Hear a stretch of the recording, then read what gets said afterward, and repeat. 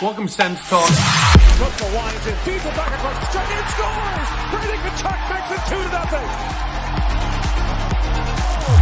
Chychrun, hit along, scores! Tim Stutzlock cross, Tkachuk score! The captain, Brady Tkachuk, buries it with 1:18 to go. See you later. Go, SENS, go.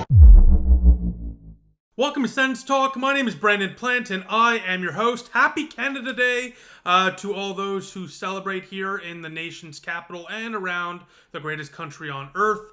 A very special day today for many reasons. On top of Canada Day, we got Free Agency Day, and it's ironic that we're not talking about a free agent signing today. We will be doing that later on, so stay tuned.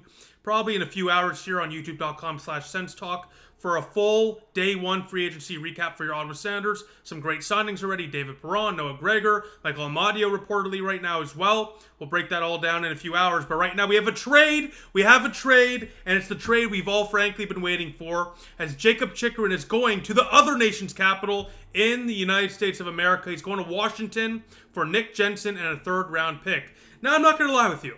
Can't lie with you. When I originally saw the trade, I was a bit disappointed. I thought it was a weak return, particularly because 16 months ago, a year and a half ago, we got Chychrun and we traded, essentially 3 top 60 picks. We traded 2 seconds and a first for Chychrun, and then 16 months later, we trade him for a third and, a pretty decent defenseman, which we're going to get into later on. So my original thought was not great, but the more I think about it and the more I look at it, especially looking at Jensen's contract and his term, 2 more years left, not so bad. Can't lie with you. But if you're a Washington Capital fan, let me break down what you're getting first in Jakob Chychrun. Then I'm going to give my thoughts on Nick Jensen and explain why, well, yes, the return is absolutely underwhelming. And the, Washington Capitals definitely got probably the better end of this deal in terms of, just overall value, because Chychrun's younger, produces more points.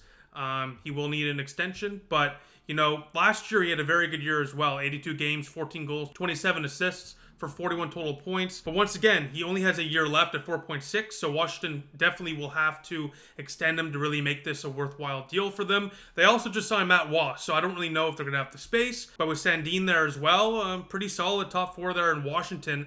Some good puck movers for sure. He also averaged 22-23 on the ice last year, so you're getting a guy that can eat a lot of minutes, Washington, a guy that can move the puck, play on your power play. 41 points last year in 82 games is not something to scoff at, particularly from a defenseman. Keep in mind, a lot of those goals, a lot of those points did come from the first half of the year. He went off early on, but he was pretty consistent throughout the year. Struggled at times, but this is the first time in his NHL career he played a full 82-game stretch. So you're getting a guy that can log a lot of minutes, can play on the power play, and actually has a decent physical edge to his game as well for a puck-moving two-way guy. So for Washington, they're getting a very good defender who's played 467 games in the National Hockey League as well. So an established guy as well, a veteran, so to speak. 76 goals, 140 assists for 216 total points.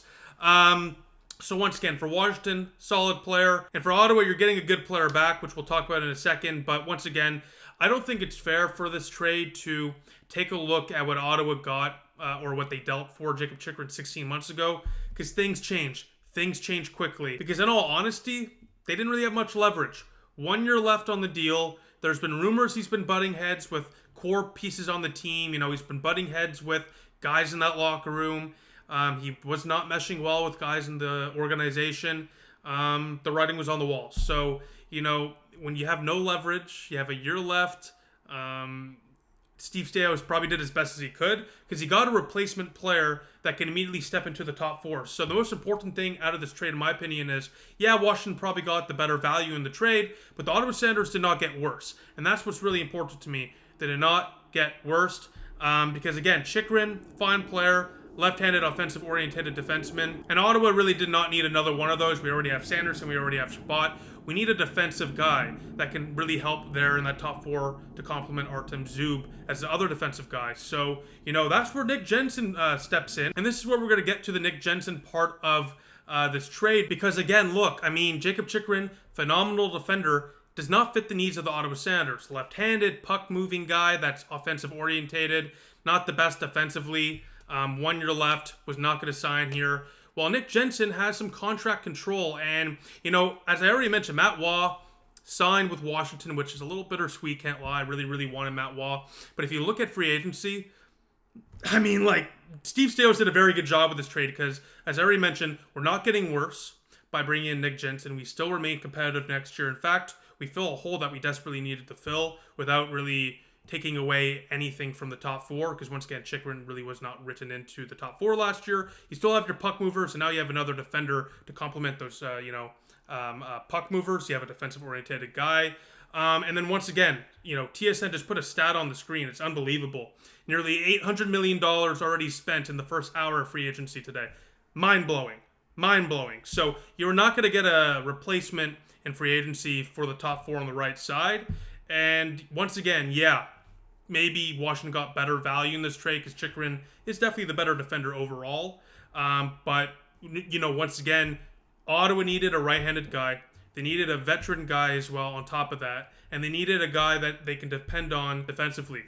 Obviously, it does not need to be said, Ottawa has struggled mightily defensively over the last few years, particularly last year. And with a huge investment in Linus Ullmark, you need to invest on your blue line. And that's what this is. Because once again, Chychrun was gone, not re-signing him, while Nick Jensen has some team control. $4.5 million, I guess we'll call it $4 million for the next 2 years for Nick Jensen, who's 33 right now, but he turns 34 in September. So he will be 34 and he will be 36 at the end of the contract, 34 starting next year. And with Nick Jensen, don't expect flashy offensive numbers like Jakob Chychrun. Expect non-flashy things. And what I mean by that is he won't put up 41 points like Jakob Chychrun, but he's going to do the little things so often, night in and night out, that will help this team win, and will frankly help this team win because they haven't been getting those little things. The board battles, the defensive awareness, just the clean defensive style of play that Ottawa desperately needed, Nick Jensen brings to the club. Last year, 78 games with the Washington Capitals, 1 goal, 13 assists for 14 points with a 1938 time on average. So just like Jakob Chychrun, this is a guy that can absolutely step in immediately into the top four and can eat a bulk of minutes as well, which of course is very valuable, especially on the right side. In his entire NHL career, he's played 562 games for 19 goals, 115 assists for 134 total points. Now, I got a couple notes here on Nick Jensen. Firstly, he got Lady Byng votes last year, which shows that he's a true leader and a veteran that this team desperately needs. We know two things. The Ottawa Senators are one of the youngest teams in the National Hockey League. Full stop. One of the youngest teams. They're immature. They need veteran leadership. And number two, that's why the Ottawa Senators are targeting veterans. I said it at the beginning of the video when I kind of briefly touched on some of these veteran depth pieces the Ottawa Senators signed in free agency, which we'll talk about in a video in a few hours. There's a reason for that. They need to surround this young core with veterans that have won cups, by the way. That have won cups, right? Some of those free agents have won cups. So this is a player that is a veteran, a leader, and clearly has good sportsmanship, as you can see with the Lady Byng votes. Also a second in blocks last year with Washington with 123, which is very important for a guy like Jensen who will likely be on the penalty kill. Once again, you have Sanderson and Chabot for the power play. You didn't really have a spot for Chychrun, but you have spots for Nick Jensen, which makes this trade very valuable for the Ottawa Senators. And look, he's 6'1", which is pretty tall, of course, if you're looking at average in the world, but for the National Hockey League, 6'2", 6'3", 6'4" is what you usually want for a defender. So he's a little undersized, but still, though, because, once again, he's a little undersized, he still plays with a bit of a physical edge. He's not afraid to be physical, but he does struggle at times, according to scouting reports, against top six guys that are really big. So, think of an Evgeny Malkin, for example. He may struggle. Not necessarily, he's going to be terrible, but he might have to, get some support in those type of situations. So that is something to keep in mind. That is something I read in the scouting reports. But overall, this seems to be a guy that can hold his own even against those tougher opponents that are large. He can play on the penalty kill, has good gap and spatial awareness as well, which of course will help the Ottawa Senators, who do not have any gap or spatial awareness. Really, really hope Nick Jensen can help this team in the slot area particularly. A lot of goals going in there. But for Ottawa, a solid defensive defenseman on the right side with team control on a team-friendly AAV. Pretty solid piece of work there for Steve Staios, who traded a guy that wasn't going to stay here anyways and filled an immediate hole while doing so, while shedding a bit of salary as well. So, yeah, once again, Chychrun might be the better defender in this trade, but if you look at Ottawa's needs and the context, one, they needed what Jensen brings, and two, Chychrun was gone anyway. So you can be very critical about, maybe Steve Stais holding off, but once again, we don't know what the potential trades were in the background, what he turned down, what was offered. And at the end of the day, Ottawa gets a defender they truly needed that fills an immediate hole and that can really help this team in positions that Chychrun cannot. So to Jakob Chychrun, good luck. I wish you the best of luck in Washington. Should be very fun to watch you and the rest of the Caps. A very solid blue line suddenly there. And for Nick Jensen, welcome to the nation's capital of Canada. What a day to be traded to Ottawa on Canada Day. But yeah, it's a nice trade in the fact that Ottawa needed a right-handed guy that's defensive orientated, and they got it at a team-friendly deal. So welcome to Ottawa, Nick, and the best of luck to Jakob Chychrun. Now, besides that, I will see you probably. Steve Stais speaks to the media at around 3:30. I'll probably hold off until around 5, 6-ish to upload my free agency recap video, just to see if Steve Stais says anything interesting on that. But yeah, let me know what you think in the comment section down below. Are you a fan of this trade? Do you not like the trade? I understand if you're in the middle. That's kind of where I am, where I expected a bit more from Jakob Chychrun, but at least we got a player that will help this team immediately next year, won't make us worse, and in fact might help us a lot in some key spots. So yeah, that's about it. I'll see you in a few hours in what has been, frankly, a massive and crazy day for the Ottawa Senators and the entire NHL on free agency day today.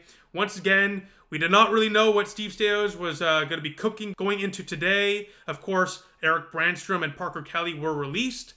They were not tendered qualifying offers. They're free agents as we speak. So we kind of knew that something was going to happen. And it's great to see that they made some moves. So we'll talk about that later on today. But besides that, I'll see you all soon. Go Sens, go.